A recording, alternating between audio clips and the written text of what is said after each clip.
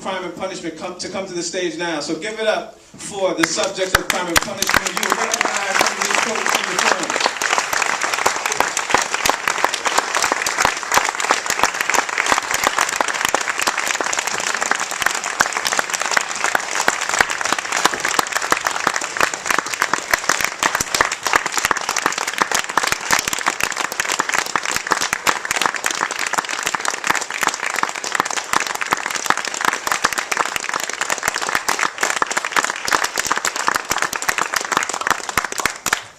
Steve, are you going to come down? So, now, of course, director Steve Mann. Give it up for Steve, folks. Ross, and also Miss Laura Poitras, who's a producer of the film Crime and Punishment.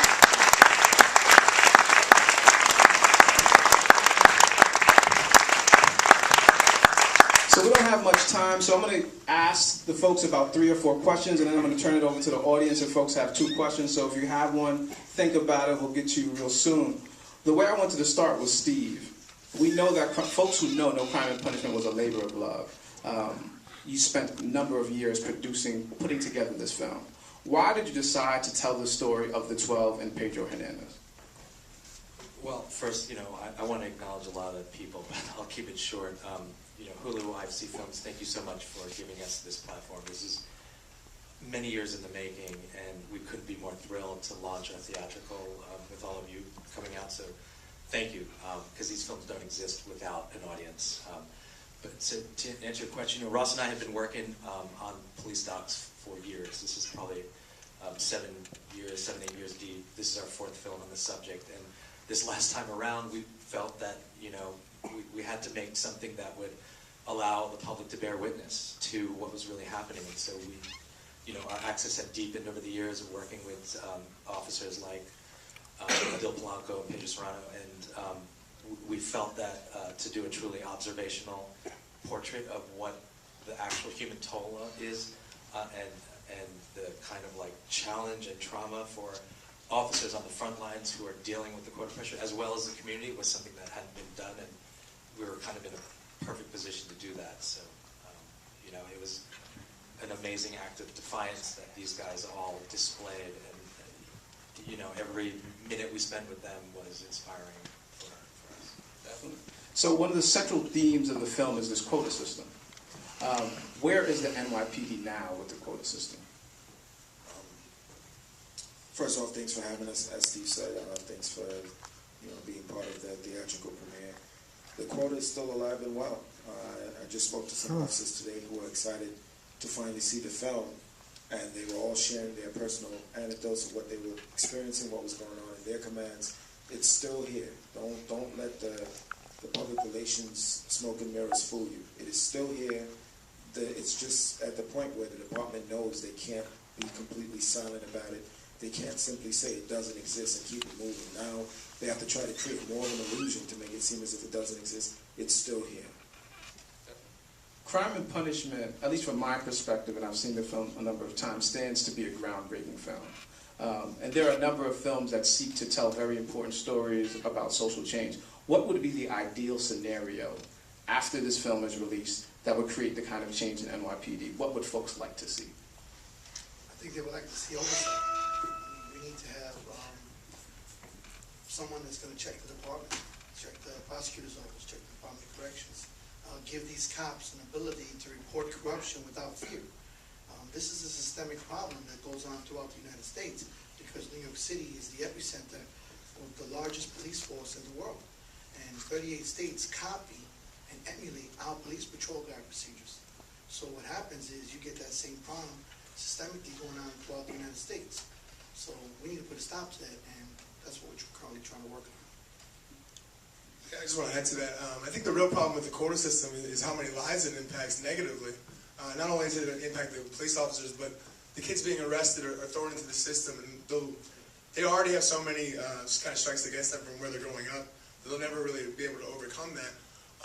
Whereas someone in more affluential neighborhoods, they don't really have that same problem.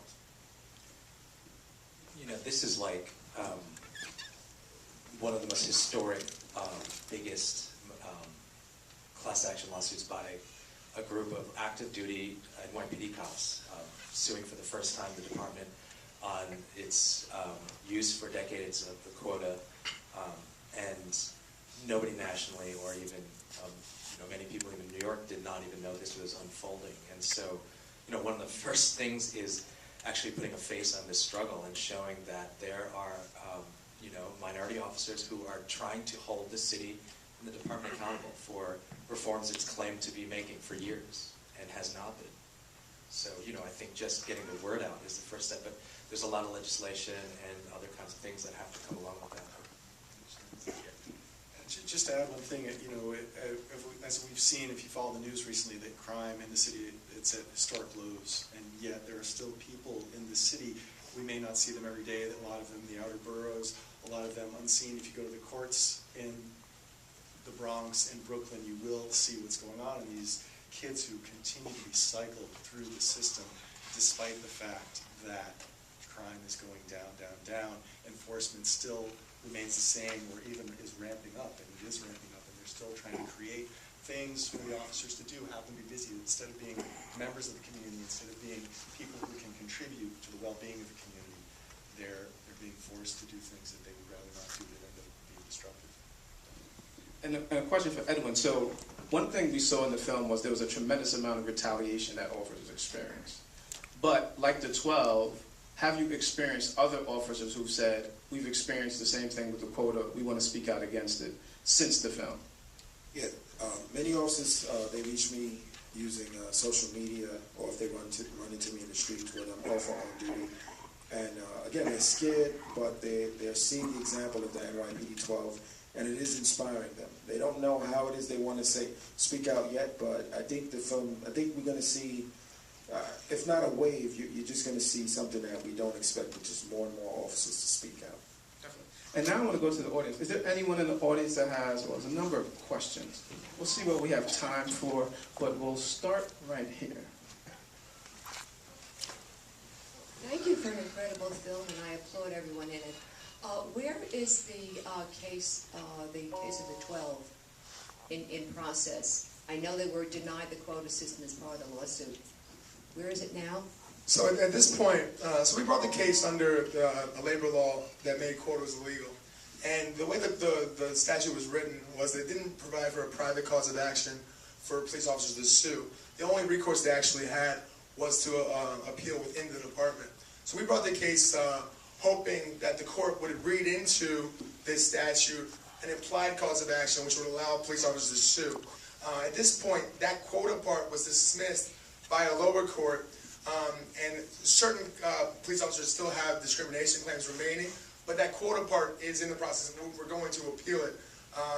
And then hopefully a higher court in the Second Circuit of New York will read into that statute a cause of action which would allow officers to sue, because it doesn't make sense for police to only appeal to the people who are enforcing the quota on them for quota relief. So we're hoping they'll change the law, and we'll see what happens with that appeal. The crazy thing is that there's a tremendous amount of evidence that hasn't even gone into discovery, so the courts have no idea. Right, so the the city immediately made a motion to dismiss, which was granted, so we didn't get to what's called discovery, where we can exchange all of these videos that you see on screen, or all the other evidence collected.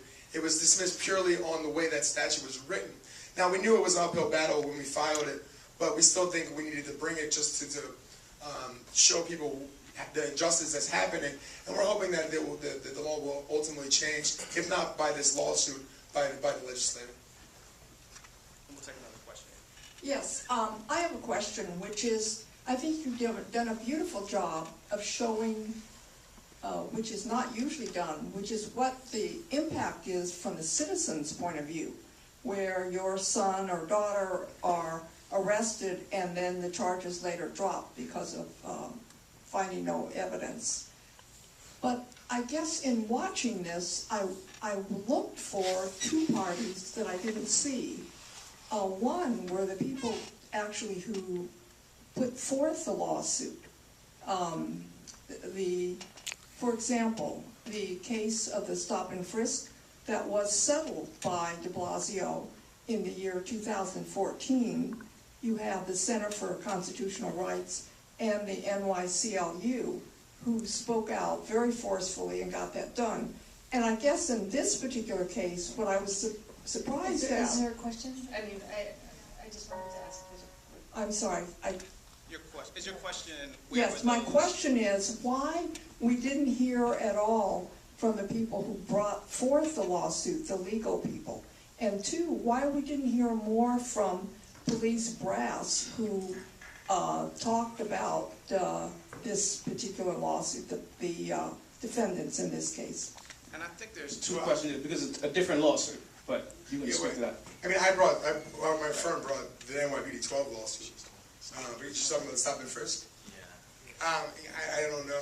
I think there's a limited amount of time. Yeah, I mean, we can get into it more, but the short answer is that stop and frisk seemed to be at the time, when the federal courts ruled that the NYPD had, used it in a discriminatory fashion over policing communities of color.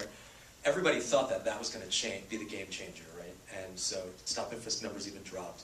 And what these officers discovered was that, things were not changing. In fact, things were getting worse, and those pretextual stops that were happening were being diverted to other situations like vehicular stops, truancy, whatever, things like this. And Yeah, just the stop and frisk was an avenue for police officers to reach their numbers. When the stop and frisk went away, the numbers were still there. So this film was about addressing the problem, and you may have missed it, but there was a conversation in the diner about those two officers, Adil Blanco and Pedro Serrano, who were they were the lead plaintiffs in the federal hearing on stop and frisk. They were speaking about this issue this idea that, we thought stop and frisk was going to change things, and it hasn't, in that conversation with Sandy Gonzalez. And so it's a passing reference because, that was not ultimately the problem that we should have been focusing on. It was just a condition of the quota. And so the conceit of this film was to look at what is the contemporary policing problem that has to be addressed and isn't, which is the overarching issue of broken witness theory policing and the quota. And I think the other piece of the film is I think the 12 carries on some of the work of stop and frisk. And in some of the pieces of the film, some of the conversations amongst the community organizers, and you may not see it in the film, but the NYCLU is there. Some folks from CCR are there. Right, you might not have heard from them, but it's because it was dealing with the stop and frisk case, but it is carrying on some of the work of stop and frisk. And the bigger picture idea is that this is a film that doesn't try and create like a dialectical conversation about, with sit-down interviews with all the stakeholders. We're trying to create a sense of like what is the core human experience for officers who are receiving the brunt end of this retaliation for simply trying to do the right thing on the job, and really humanize that experience, and then show the collateral damage on the streets by way of the investigator Gomez. That I felt was enough to bite off. In under 2 hours. And I think we'll take 2 more questions. As a longtime member of the LGBT community, I was glad to see them mentioned as groups that are targeted in the film. My question is about the police union and the role that the police union has played in supporting these officers and standing up for the victims, like Pedro, for people like that. Unfortunately, the union they're not there. The PBA, they're not there. No matter how controversial the police shooting is, Pat Lynch has no problem standing behind a podium before the dust even settles. But when it comes to this, 11 members of his union publicly took on this fight, and he's silent. Hopefully, the film causes him to finally have to say something, because the support should have been there. Once 11 members of your union take on an issue, you should be there. Not to mention, at least three times on record, he actually denounced the quota himself. So he's acknowledged that the quota is problematic, but unfortunately he's not there. And in terms of supporting the Pedro, the victims, that's just not the union's job. Their job is to represent their members, which is the police officers. That's it. And on that note, I tried to get support from them, and I got nothing. I worked solid 97 cases in the past 2.5 years, where I freed 97 kids from the jails, and I've got no support from them at all, from none of them, not the prosecutors, none of them. I just literally had to do it the old-fashioned way, and just go to the streets and knock it out. And regarding this, like the case I have now, I had a case that the kid is locked up in jail for 2 years for a murder that he didn't commit, and he's holding a soda cup, watching the people run by, chasing the poor victim. Guess who they locked up? The kid with the soda cup. And they put him in jail. And, you know, I found a video that was in a computer that was deleted by the police, and you know what? Nobody cleared the trash bin. So 2 years later, guess where it was? In a trash bin. You know, so this are the kind of cases that are going on, and then we try to bring it into light. You know, I don't have the privilege of cops like this, because this guy's a hero, you know, and the other two are cops. If I had the privilege of working with cops like this all the time, then I would be out of business. That's true. It's pretty good, I can retire. Final question. Thank you so much for such a powerful film and for the integrity and courage of everyone involved. My question is kind of a broad question of how you think change happens or can happen in the NYPD. It's kind of shocking that there's a law, literally a law against quotas, and you get rhetoric from the top brass against quotas, and yet the practice still continues. So what do you think, how can enforcement or change actually happen? And then related maybe, I know the CCRB has kind of a weak reputation, and I say that as a former CCRB investigator, but whether you think that increasing the powers of the CCRB or shifting the board to being elected rather than appointed, if there's any kind of change there that might be effective. Well, see, the problem with the CCRB, it only investigates, as you know, abuse of force, discourteous, and what the third one is?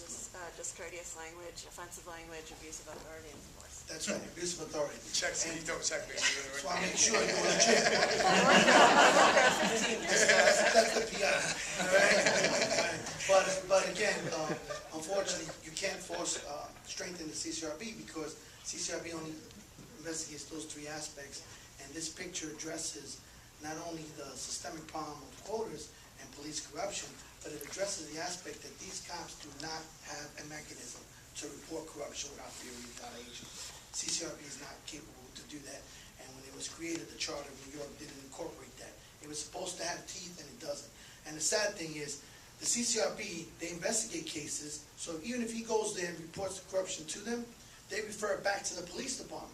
So how can you check yourself, correct yourself, monitor yourself, and punish yourself? Come on, you can't do that. I mean, we got a government now that puts the president corrected. They monitor him and say, okay, you can't do this. And the the courts say, you made a mistake, Trump, we're going to correct that. Why don't we have that same oversight in the city? These people are untouchable, and we need to have a different agency, an independent agency. And that's what needs to be done. I think my brother can articulate on his side as well. Yeah, I mean, he pretty much said it, oversight, federal oversight. The power of federal oversight is nearly 700,000 stop and frisk in 2011 and less than 10,000 in 2017.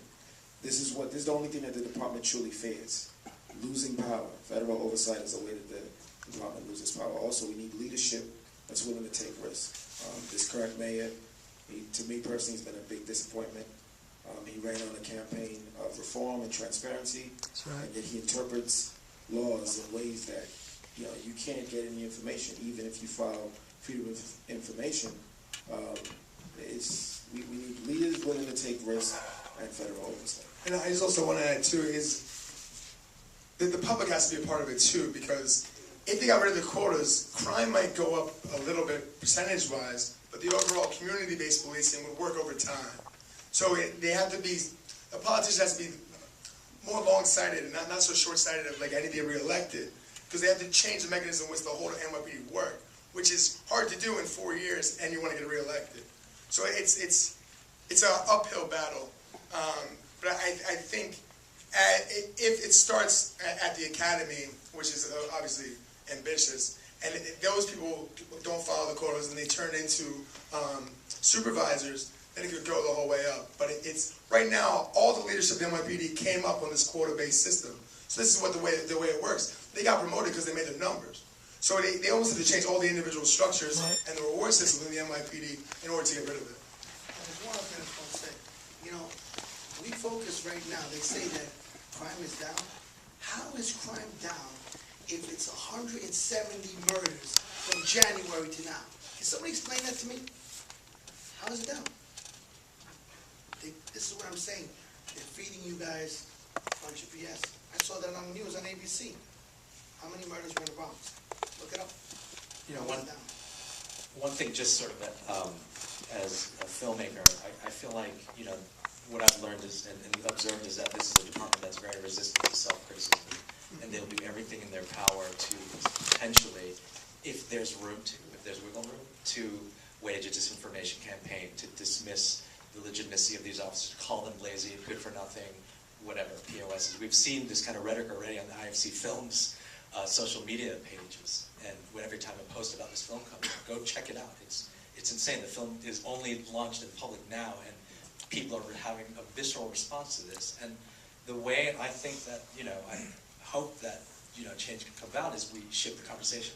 And each individual that learns about this film exercises this little idea called social capital. We all possess it. We could talk about this issue, and you draw attention to the fact that, you know, structural racism occurs because of structural problems, and this is a department with severe structural problems that has to be held accountable. You know, these are all individuals that exercise their social capital at, you know, great expense and risk, and we're all here today to celebrate that story. But now the burden of responsibility is on the public and the media to create a sustained conversation, which, you know, officers like Adil Polanco and Pedro Serrano, Richie Valles, you know, others, Adrian Schoolcraft, you know, even going back further, you know, have tried to do for decades and were squashed along the way.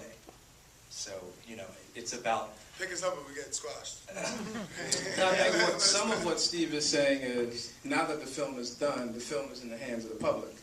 And the question is, what will the public do with the film? How will the public respond to it? So that's the end of the Q&A for today. Please tell your friends, share, let folks know about Crime and Punishment, Hulu everywhere, and give it up for the director, producer, and